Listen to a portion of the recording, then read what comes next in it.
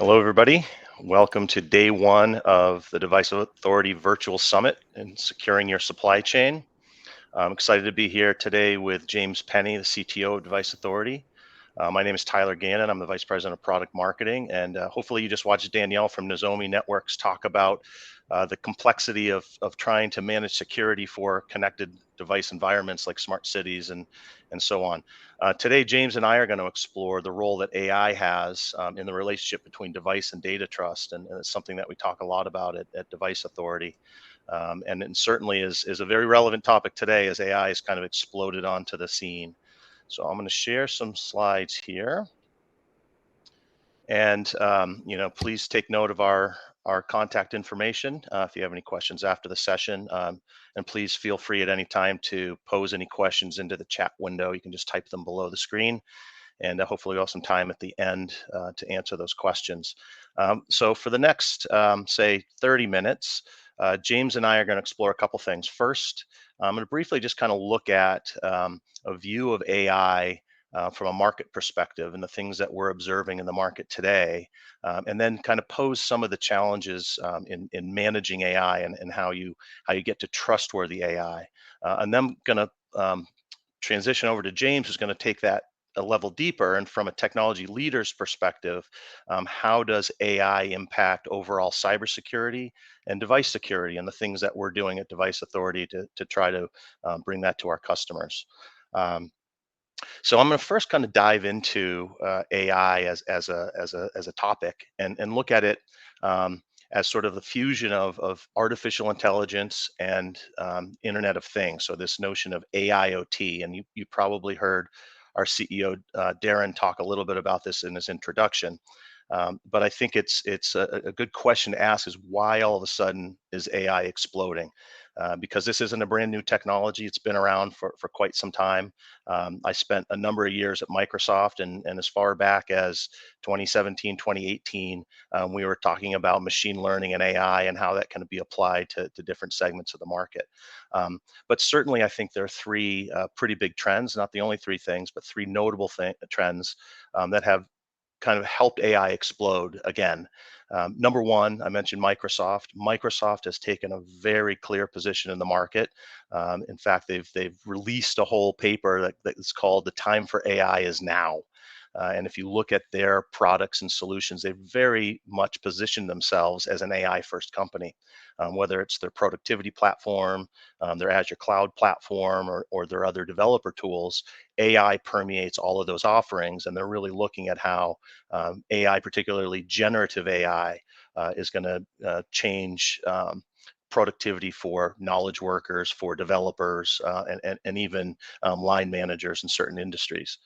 Uh, I think a second thing is just sort of the advance in AI and ML modeling, and most importantly, the availability of data.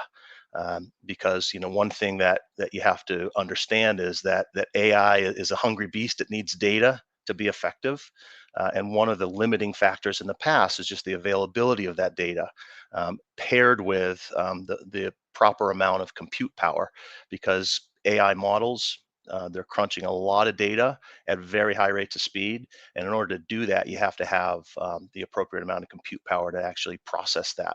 So all of those things coming together has suddenly made AI and machine learning applicable to most industries now, where it might not have been in the past. It might have been sort of a fringe use case, or only limited to those that had the data and the compute power readily available. I think thirdly, the financial markets have clearly started to reward companies investing in AI. They see the potential for growth and profitability, and so they're looking at companies like Microsoft, companies like Nvidia, other big providers of AI related technologies, and you've seen an explosion in sort of stock prices, right? So as the markets recognize the potential that AI has. And I think there's, sort of below this line here, I think there's also a factor that I'll just touch on quickly. And I think the global pandemic has played a role. There's a really interesting report that IBM put out several years ago that looked at sort of the impact of COVID and AI's relationship. And there are a couple things that I think jump out. One, um, this data point that they said on average companies are reporting 6+% points of revenue gains attributable to AI, which doesn't sound like a ton, right? It's not a huge number. But when you think about a lot of the industries that are leveraging AI have single digit profitability numbers, a 6% gain in revenue, that is probably at a low cost because it's using artificial intelligence, is pretty significant. And so I think, when you think about the supply chain disruptions and the lost revenue during COVID, companies are eager to find out ways to kind of jumpstart their business and get back to where they were pre-pandemic. The second thing I think is you know uh, remote work has become a reality for most businesses. And I think, whether you're, in financial services, technology, even in manufacturing, there's this shift to remote work. And so companies have had to invest in technologies that can support that. Whether that's individual knowledge workers and productivity platforms that they're using from home, support for support large support organizations where people are working remotely, or even doing things like servicing industrial products remotely, which was something that happened during the pandemic when technicians couldn't actually physically travel to a work site to work on machinery. So I think those are all factors that are kind of causing this new explosion in AI. But again, it's not a brand new thing. It's just now becoming more at the forefront.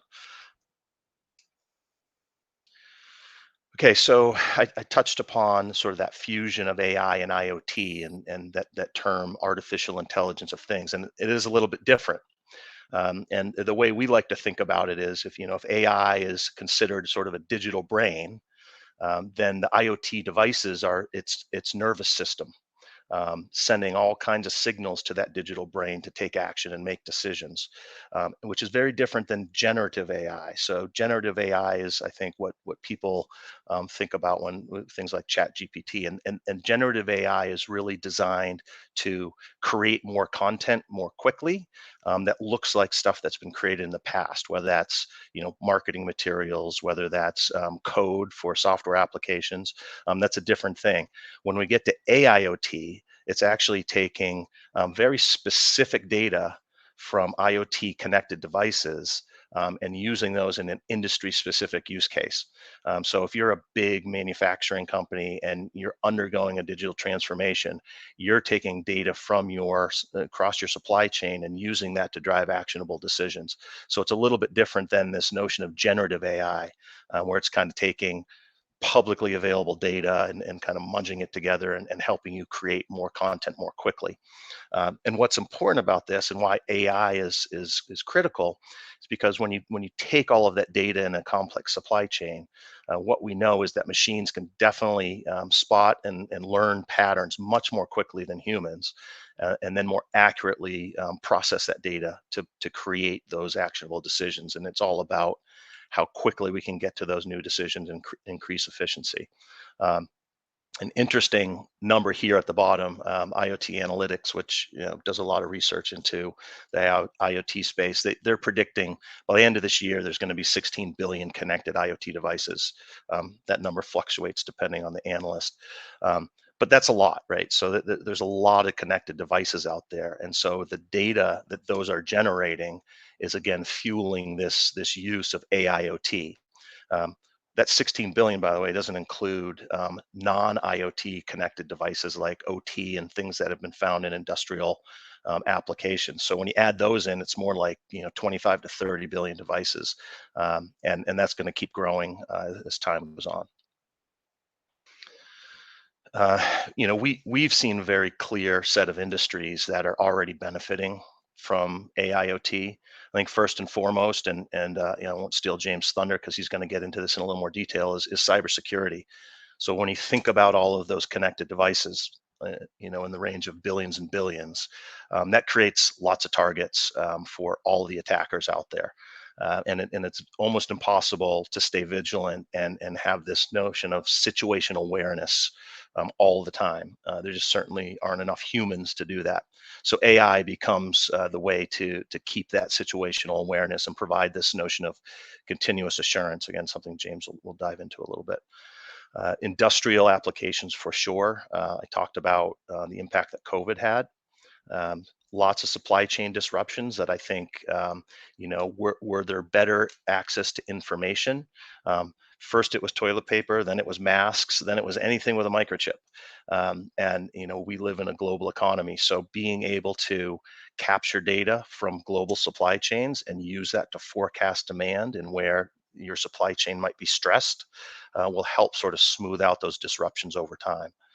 Um, Certainly, the automotive industry is a big benefactor of AI in a couple of ways. One is to help kind of give visibility into their very complicated ecosystem of component vendors.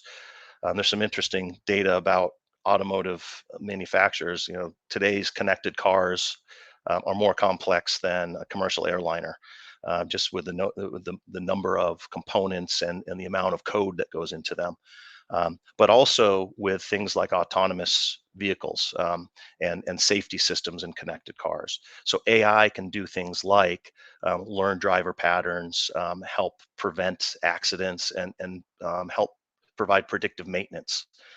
Think about someone that has a large trucking fleet. The cost savings that come from being able to fix a truck before it breaks down.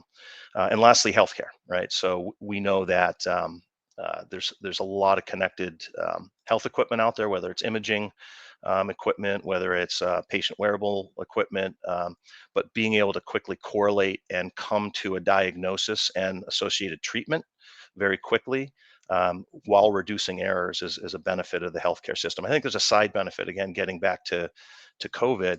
Um, AI is going to help potentially reduce healthcare provider burnout, which we know is something that was very, very visible globally during the pandemic. Okay, so that comes to the challenges of AIoT. I've talked about the benefits. What are some of the challenges? I said right at the beginning, one of the things we talk a lot about is sort of this notion of, if you can't trust the device, you can't trust the data. That is certainly true with AI. And I think one of the dangers of AI that people talk about is sort of, the machines taking over and getting to sort of this Terminator environment.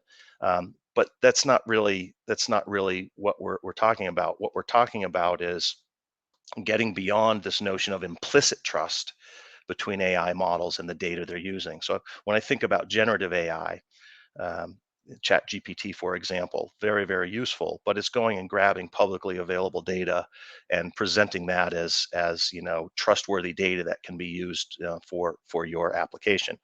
I kind of think about my high school and college age kids. um, if they were to only cite Wikipedia for their term papers, it wouldn't be a good idea, right? That data has to be fact checked, and you have to have some sort of trust that what you're citing is actually truthful. And when it comes to AI and sort of machine data, this notion of implicit trust is bad. Certainly, in a world of zero trust, implicitly trusting anything is a non-starter.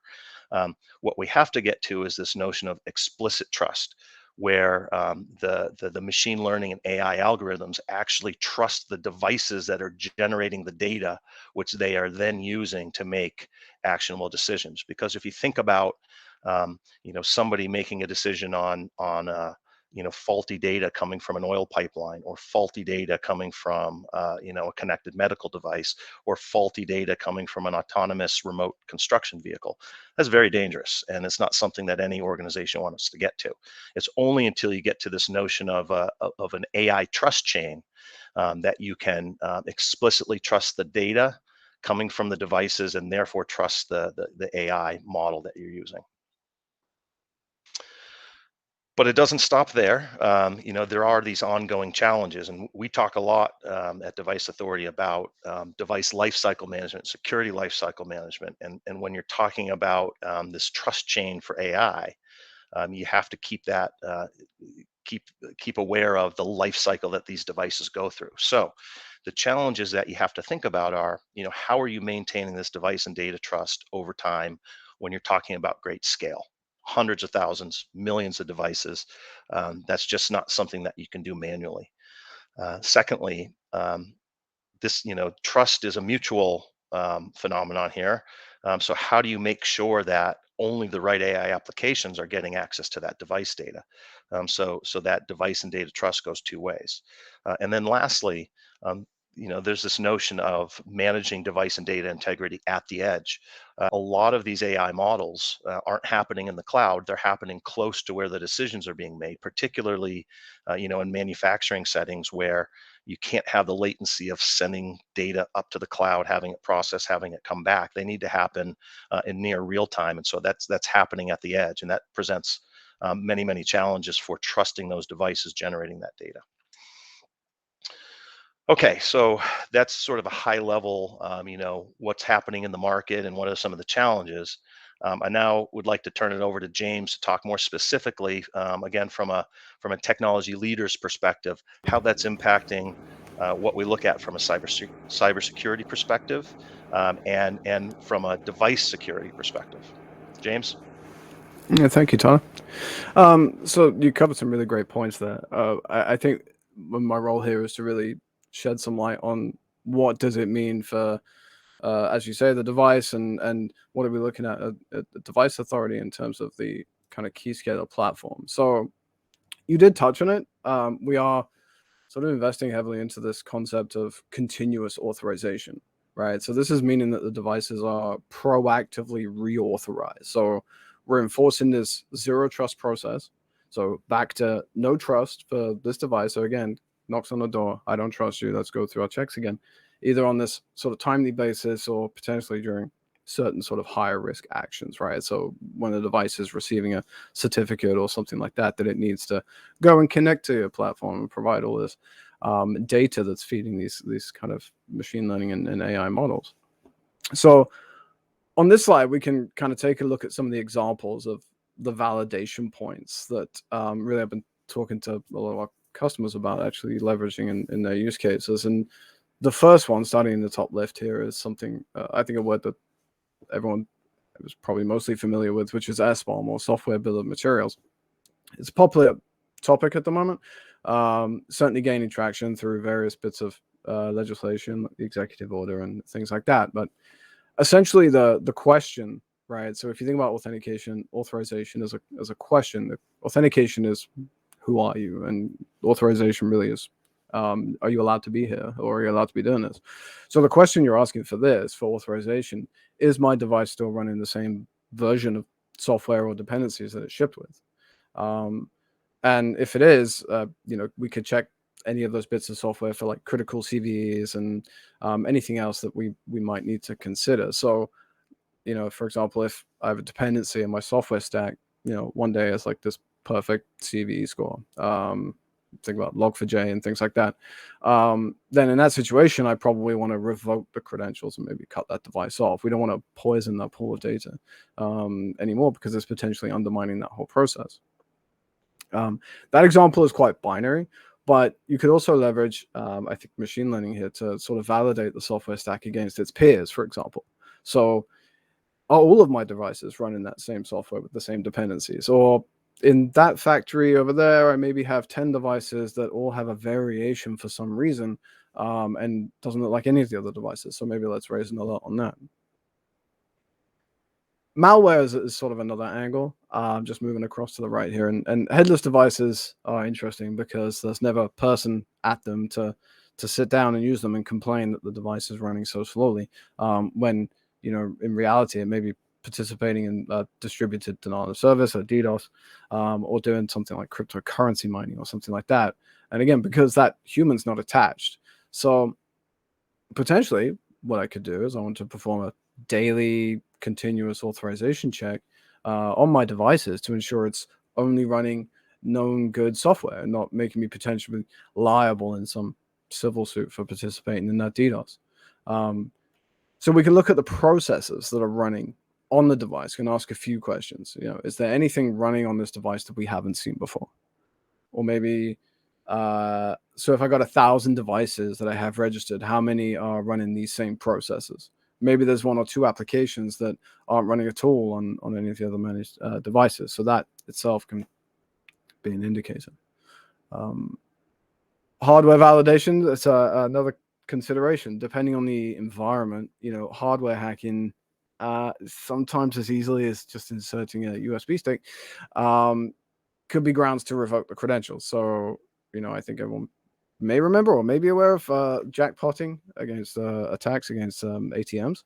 Attackers could basically physically alter. I think you have to pry back a little cover, but you could plug effectively a cable into the USB slot and perform an attack, and you get all the cash out.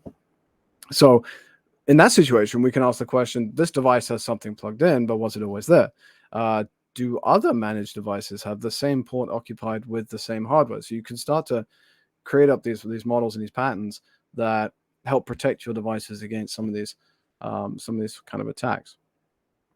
I think, and lastly, behavior. I mean, behavior is one that you could go on about forever. There's so many different angles to it, but it's always an interesting one. So security is definitely a layered approach, but in an age where I think there's so many zero-day threats, and they're just more prevalent than ever. I think it was 25,000 new vulnerabilities, or over 25,000 recorded last year. It can help to look for these indicators of compromise. So rather than spend all your time trying to pinpoint various ways in which people could get in, which is always still good best practice, you might just look for this one of these indicators of compromise that says that someone is already in. For example, if the CPU is running at 100% utilization, maybe there's something on there that shouldn't be. If it's normally running at like 25% at idle. Maybe I could work in conjunction with some other feeds or some other systems to understand, what else is this device really doing on the network?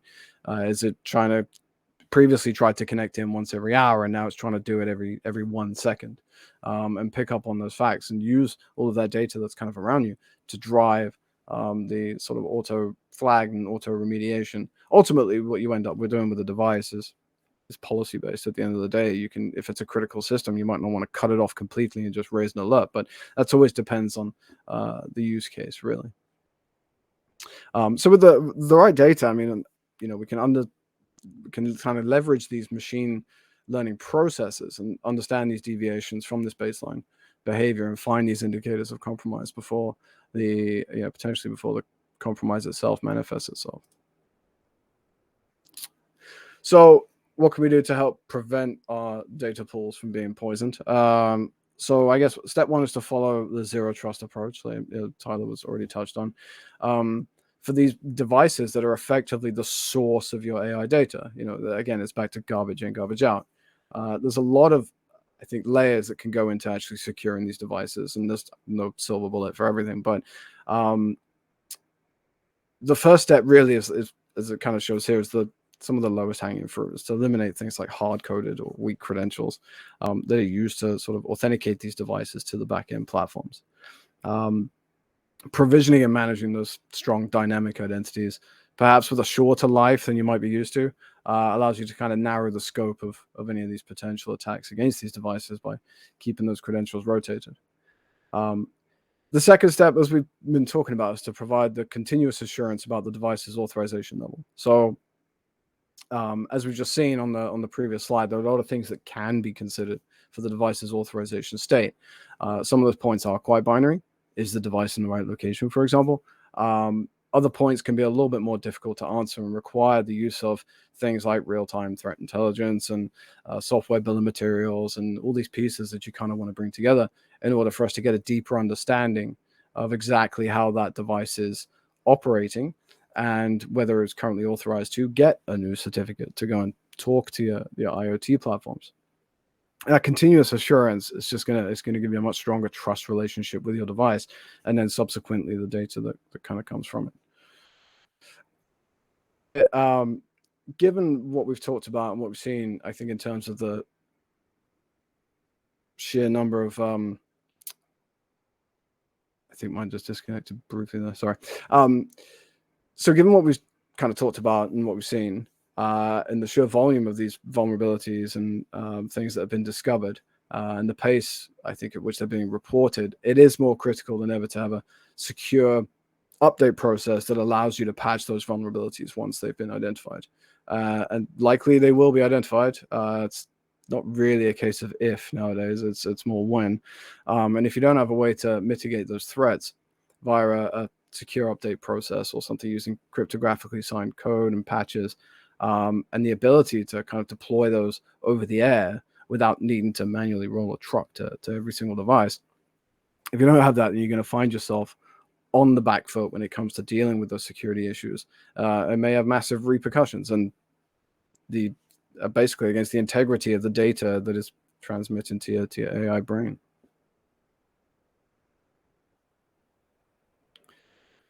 So how Keyscaler, I guess, is leveraging artificial intelligence and machine learning. So I mentioned we were investing in these cycles of authorization and continuous authorization. There are really two angles I think we see artificial intelligence and machine learning being used within the Keyscaler platform. And the first one is really sort of a self-managing and self-defending Keyscaler and Keyscaler Edge.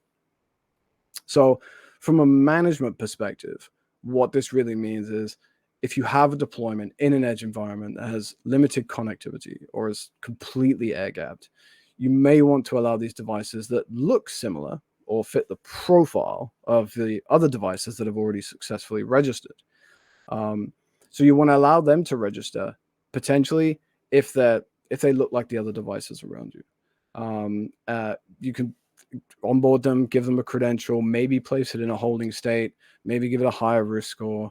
But you can effectively get those devices on board, registered, and provisioned with a limited credential based on it fitting the profile of some of the other devices that are registered within that network. Now, I mean, obviously, as soon as connectivity is restored, device be synchronized, and you have central visibility of all of these particular devices and what actions happen and things like that. And we should obviously raise an alert. But if you wanted to have a policy that allowed me to onboard devices in an air-gapped environment that look like other known good devices, then I could do that. From a self-defending perspective, it is sort of the inverse, I guess, of that good device detection and registration. If I have 100 Linux-based Raspberry Pis, right, registered into Keyscaler or Keyscaler Edge, and all of a sudden a full-fat Windows device registers, that should probably create an alert. Depending on your policies, you could quarantine it, put a hold on the device until it can maybe be manually verified. Again, in an edge environment where central visibility is pretty limited, the detection and automation of that remediation can help severely limit the I think the collateral damage of some of those rogue devices. And then I kind of spoke about this before, but on the detection and remediation, I guess, of zero-day attacks, I think it's an incredibly powerful thing to have. If we can monitor these devices and see how they behave on a day-to-day basis, then we can build up these models that allow us to figure out when these devices really are kind of deviating from that baseline and detect those indicators of compromise to kind of proactively help prevent widespread attacks within that network. Again, if your device is found to be running at 100% CPU and everyone else around you is only running at 25%, then there's probably something wrong. Or if it was trying to connect in, like I mentioned, upload data or make a connection or talk to its peers once every hour, and all of a sudden it's spamming those connections every second, then that could be a cause for concern. Could be benign, I guess. Could be some error retry cycle or something like that, but it could also be malicious, an indicator of compromise. So we may need to revoke the credential. We may need to prevent it from interacting with any of the other platforms. That really, detection, I think, is the largest part of the equation. What you do as a result of what you find is completely policy-based and use case-based typically. So yeah, we've been focusing a lot of time and effort into the authorization cycles of these devices to ensure that we can use these emerging technologies to our advantage and make sure that devices are not only good on the day that they get provisioned, but that they are continuously assessed and continuously checked to make sure that they're still running in a known good state as the credentials get renewed, and we continue to enforce this sort of zero trust model for these devices communicating with the wider IoT ecosystem. So on this slide, I just wanted to show you another example. So this is sort of a device authorization flow, and it's actually a really good example of how we can use sort of third-party services and external sources of information to make a smarter decision about whether these devices are authorized to do something or not. In this particular example, we have a device on the bottom left-hand side here, and really this device is just trying to get a certificate. So it's coming into Keyscaler and saying, hey, I need to renew my certificate or get one for the first time, whatever it might be. But in this example, we have a software stack running on that device that has a critical vulnerability. Now, partners at Microsoft, they also have a great source of information within their Defender for IoT platform, which means that we can interact with that third-party service and really ask, hey, is there anything we need to know about this device before we give it a certificate? So in this example, you can see the device, step one is generating a certificate and key pair, generating a certificate signing request. Then as part of step two, it's sending that to Keyscaler. And then the device authority engine, which is the DAE here, is actually making that call out via the service connector that allows it to speak with Defender and say, are there any outstanding CVEs, any vulnerabilities, or anything that I should know about this device before I give it a signed certificate. And the service connector can kind of get that information back and effectively feed that back into Keyscaler, or can make an independent validation of its own and effectively say, actually, there's a critical vulnerability for this device, shouldn't be trusted. Maybe it's OpenSSL or something like that, and it severely impacts the security of the keys that have actually been generated, or some of the associated security information of the device. So actually, there is an issue with the device. Deny that request, quarantine that device immediately. So Keyscaler can kick into action, can quarantine the device, and actually reach out to Azure Sentinel at this point, and as part of their sort of playbook feature, and kick off a remediation process that effectively says, hey, this device tried to get a new certificate.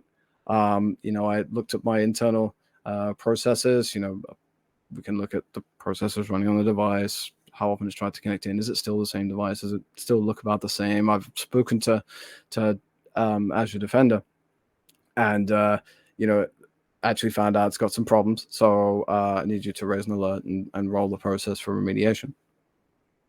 And eventually the device gets an error back, but you don't want to return too much information to the device, let an attacker know what's specifically wrong so that they can try and sidestep that process. But effectively the device gets a message saying, it's no longer in an authorized state, and don't try again. Now, as I mentioned, you might not want to completely block the device. You might say, I want to keep the device alive, but I'm going to shorten the lifetime of that credential to maybe a day at a time, because I still need it to be operational. But I want to limit the scope of what can happen if that certificate is in fact compromised.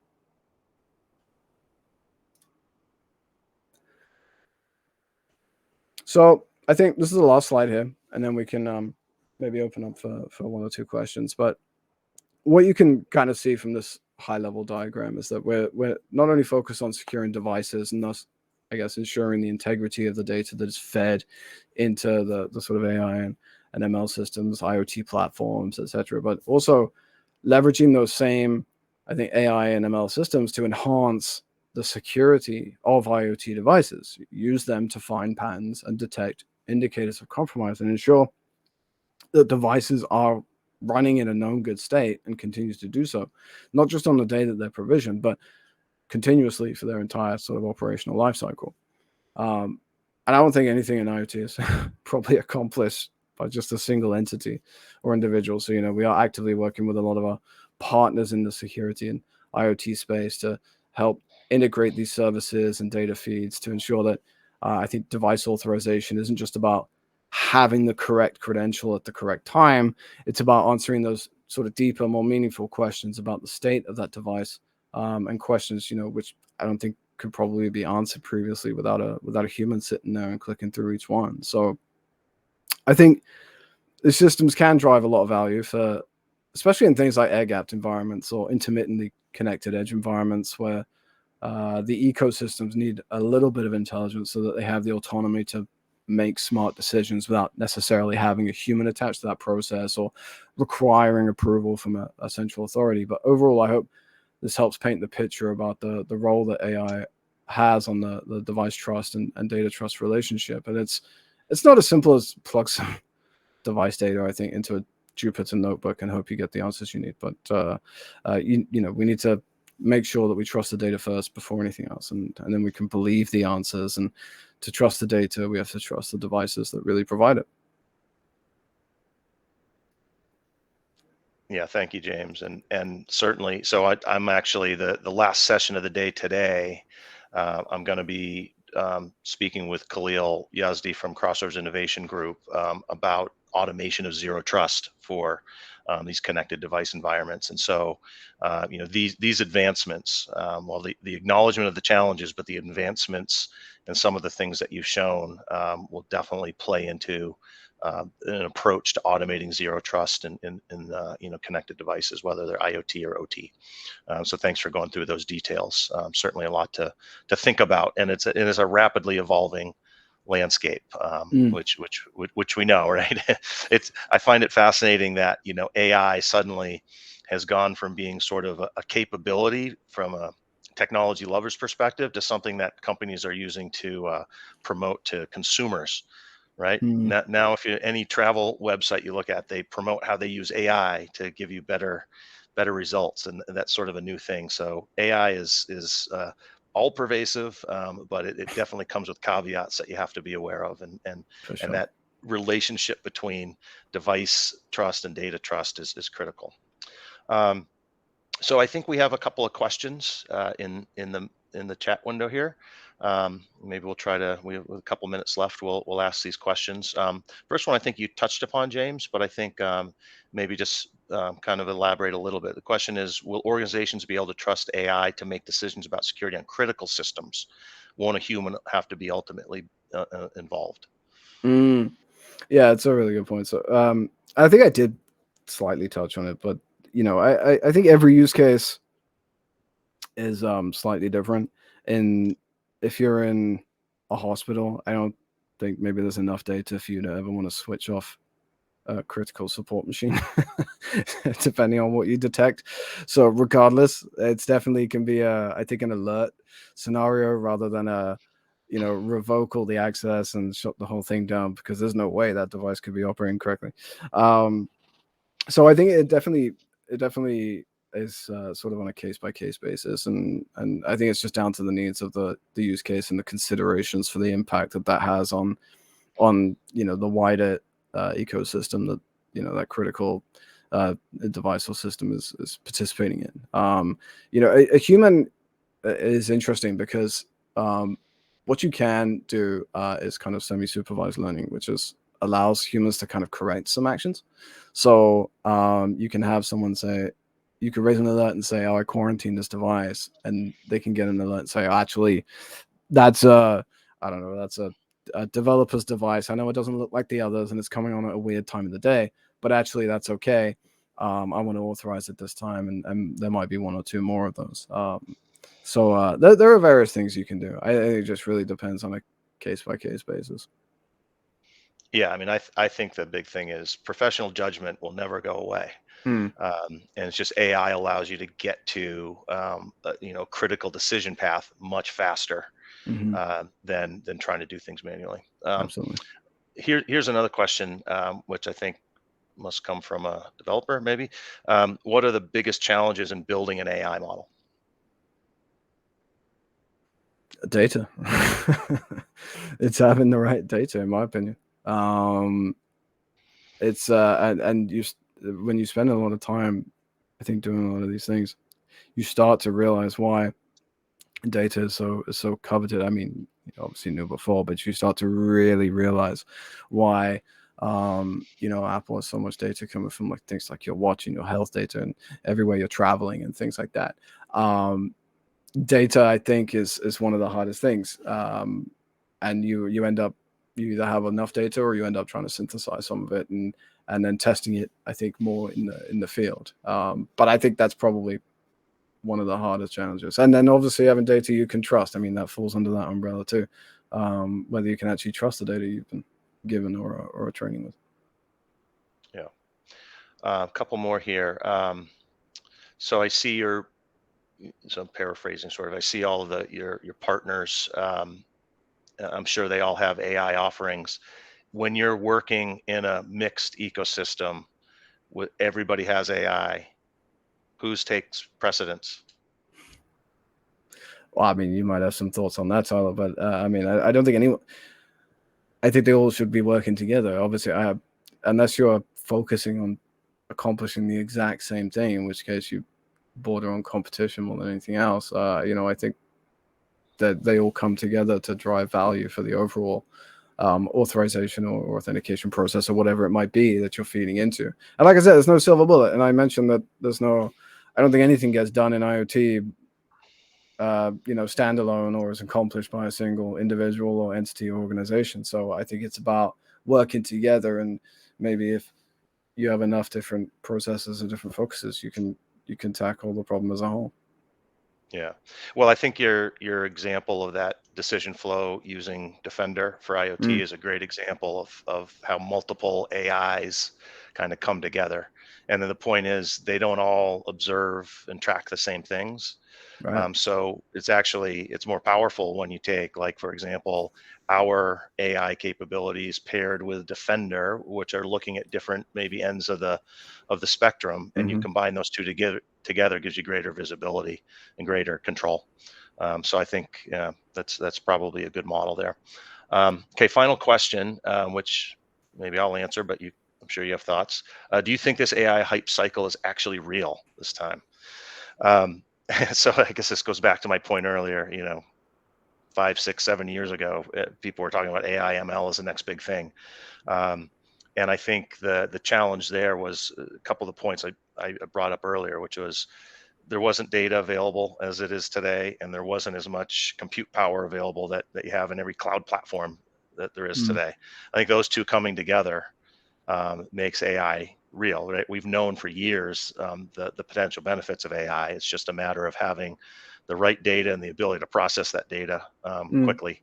Um, and so I think because we have that, yeah, I think it's real. And I think there's so much momentum behind it between Microsoft and Google promoting AI as the next wave, between every consulting group out there promoting AI as the next big wave, and again the power of the financial markets that are rewarding companies for investing in AI. They're going to do it, therefore AI is going to take off. So yeah, I think it's for real.